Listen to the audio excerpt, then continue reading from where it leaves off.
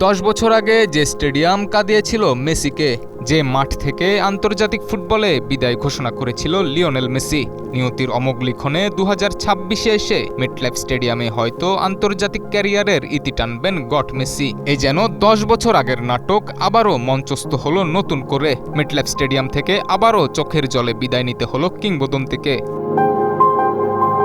2016 সালের সেই রাতটা আজও ফুটবল প্রেমীদের হৃদয়ে দাগ কেটে আছে। নিউ জার্সির মেটলাইফ স্টেডিয়ামের সবুজ ঘাসে মাথা নিচু করে বসেছিলেন লিওনেল মেসি।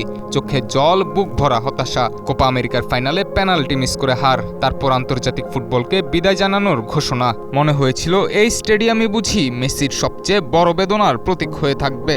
কিন্তু তিনি হার মানেননি, কোটি ভক্তের ভালোবাসায় ফিরেছিলেন। তারপর জিতেছিলেন কোপা আমেরিকা, ফিনালিসিমা এবং বিশ্বকাপ। অসম্পূর্ণ ক্যারিয়ারকে পূর্ণ করেছিলেন একে একে সব স্বপ্ন দিয়ে। তাই 2026 বিশ্বকাপের ফাইনালে আবার যখন নিয়তি তাকে ফিরিয়ে আনলো সেই একই মেটলাইফ স্টেডিয়ামে, তখন কোটি মানুষের একটাই বিশ্বাস ছিল যে মাঠ একদিন তাকে কাঁদিয়েছিল, সেই মাঠেই হয়তো শেষবারের মতো বিশ্বকাপ উঁচিয়ে ধরবেন লিওনেল মেসি। এই যেন ইতিহাসের সবচেয়ে সুন্দর পুনরাবৃত্তি হওয়ার অপেক্ষা। কিন্তু ফুটবল সবসময় গল্পের মতো শেষ হয় না। মেসির শেষ হাসির সাক্ষী হতে পারল না। যে মাঠে একদিন চোখের জল ঝরেছিল, সে মাঠে আর লেখা হলো না তার শেষ মহাকাব্য। হয়তো এটাই নিয়তির সবচেয়ে নির্মম সৌন্দর্য। সব কিংবদন্তির শেষটা রূপকথা হয় না, কিছু গল্প কোটি মানুষের হৃদয়ে চিরকাল এক অপূর্ণ স্বপ্ন হয়েই বেঁচে থাকে।